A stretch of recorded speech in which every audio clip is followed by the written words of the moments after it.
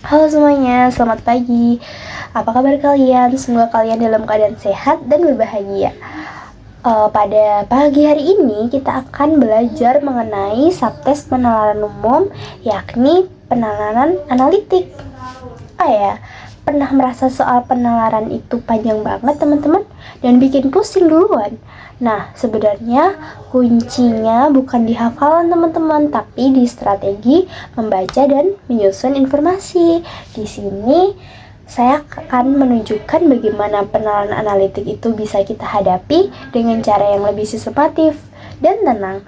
Oke, langsung aja kita bahas ke satu jenis contoh soalnya. Let's go. Teman-teman, langsung aja kita bahas penalaran analitik. Oke, kita langsung aja ke struktur soalnya. Nah, jadi di penalaran analitik itu biasanya terdapat 3 paragraf, teman-teman. Nah, di paragraf pertama tuh berisi pengantar. Oke, kita tandai pengantar. Nah, pengantar itu biasanya berisi informasi pengantar aja. Kadang itu bisa aja di skip atau nggak usah dibaca. Tapi kadang-kadang juga ada informasi yang penting juga, tapi kalau teman-teman pengen cepet, boleh banget di skip aja. Kemudian di paragraf keduanya juga ada petunjuk dan batasan. Nah, ini yang paling penting teman-teman, karena di sini tuh berisi clue-clue yang nantinya akan teman-teman pikir lah. Jadi ketika di paragraf pertama itu nggak penting, kita langsung lompat aja di nomor kedua. Jadi ini bisa langsung dibaca dan terdapat ketentuan dari permasalahan. Ketentuan dan dari permasalahan dalam soal. Nah, ini penting banget.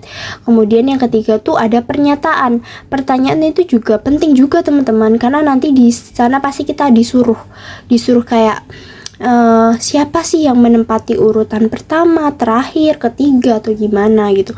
Terus gimana cara kita dapat mengerjakan soalnya? Nah, kita bikin aja, karena biasanya terdapat kayak nama-nama yang cukup panjang seperti ini, kita tinggal ini aja teman-teman, kasih simbol. Jadi kalau Andi A, kalau Bobby B, kalau Cinta C gitu.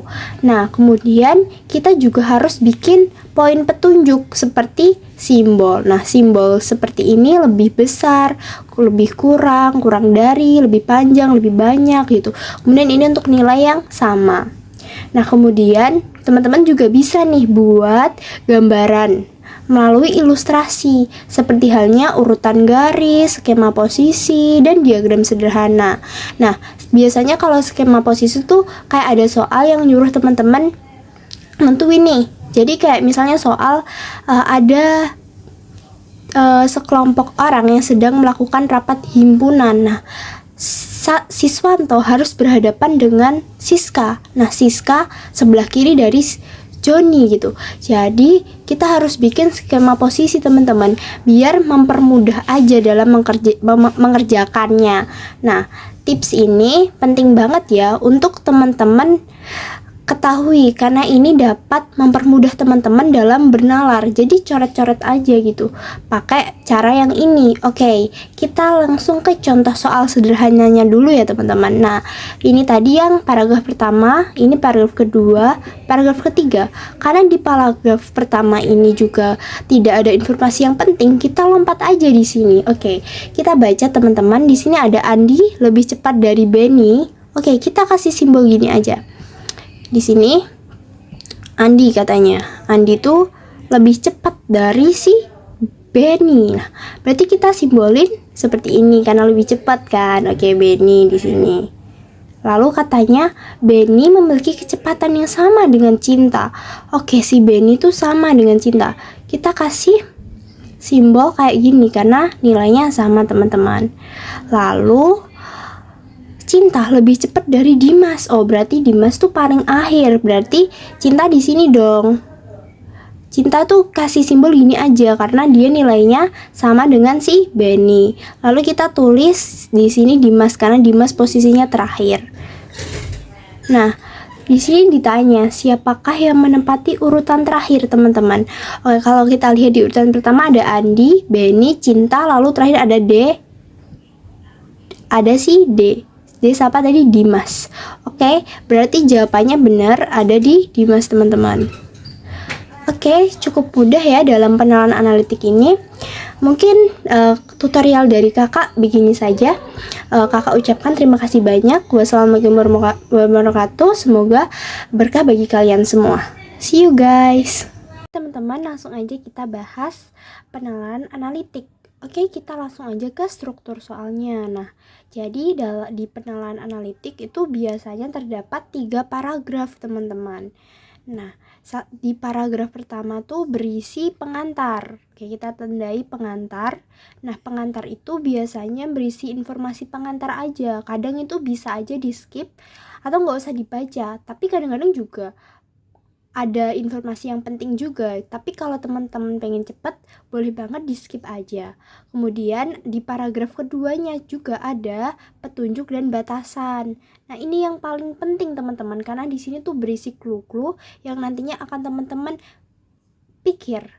Lah, jadi ketika di paragraf pertama itu nggak penting, kita langsung lompat aja di nomor kedua.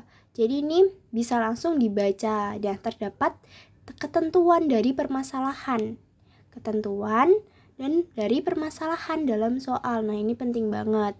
Kemudian yang ketiga tuh ada pernyataan. Pertanyaan itu juga penting juga teman-teman, karena nanti di sana pasti kita disuruh kayak siapa sih yang menempati urutan pertama, terakhir, ketiga atau gimana gitu. Terus gimana cara kita dapat mengerjakan soalnya? Nah, kita bikin aja. Karena biasanya terdapat kayak nama-nama yang cukup panjang seperti ini, kita tinggal ini aja teman-teman, kasih simbol. Jadi kalau Andi A, kalau Bobby B, kalau Cinta C gitu. Nah, kemudian kita juga harus bikin poin petunjuk seperti simbol. Nah, simbol seperti ini lebih besar, lebih kurang dari, lebih panjang, lebih banyak gitu. Kemudian ini untuk nilai yang sama. Nah, kemudian teman-teman juga bisa nih buat gambaran melalui ilustrasi, seperti halnya urutan garis, skema posisi, dan diagram sederhana. Nah, biasanya kalau skema posisi tuh kayak ada soal yang nyuruh teman-teman nentuin nih. Jadi kayak misalnya soal ada sekelompok orang yang sedang melakukan rapat himpunan. Nah, Siswanto harus berhadapan dengan Siska. Nah, Siska sebelah kiri dari Joni gitu. Jadi kita harus bikin skema posisi teman-teman, biar mempermudah aja dalam mengerjakannya. Nah, tips ini penting banget ya untuk teman-teman ketahui, karena ini dapat mempermudah teman-teman dalam bernalar. Jadi coret-coret aja gitu, pakai cara yang ini. Oke, kita langsung ke contoh soal sederhananya dulu ya teman-teman. Nah, ini tadi yang paragraf pertama, ini paragraf kedua, paragraf ketiga. Karena di paragraf pertama ini juga tidak ada informasi yang penting, kita lompat aja di sini. Oke, kita baca teman-teman. Di sini ada Andi lebih cepat dari Benny. Oke, kita kasih simbol gini aja. Di sini Andi katanya. Andi tuh lebih cepat dari si Benny. Nah, berarti kita simbolin seperti ini karena lebih cepat kan. Oke, Benny di sini. Lalu katanya Benny memiliki kecepatan yang sama dengan Cinta. Oke, si Benny tuh sama dengan Cinta. Kita kasih simbol kayak gini karena nilainya sama teman-teman. Lalu Cinta lebih cepat dari Dimas. Oh, berarti Dimas tuh paling akhir. Berarti Cinta di sini dong. Cinta tuh kasih simbol gini aja karena dia nilainya sama dengan si Benny. Lalu kita tulis di sini Dimas karena Dimas posisinya terakhir. Nah, di sini ditanya siapakah yang menempati urutan terakhir, teman-teman. Oke, kalau kita lihat di urutan pertama ada Andi, Benny, Cinta, lalu terakhir ada D. Ada si D. Dia siapa tadi? Dimas. Oke, berarti jawabannya benar ada di Dimas, teman-teman. Oke, cukup mudah ya dalam pengenalan analitik ini. Mungkin tutorial dari kakak begini saja. Kakak ucapkan terima kasih banyak. Wassalamualaikum warahmatullahi wabarakatuh. Semoga berkah bagi kalian semua. See you guys.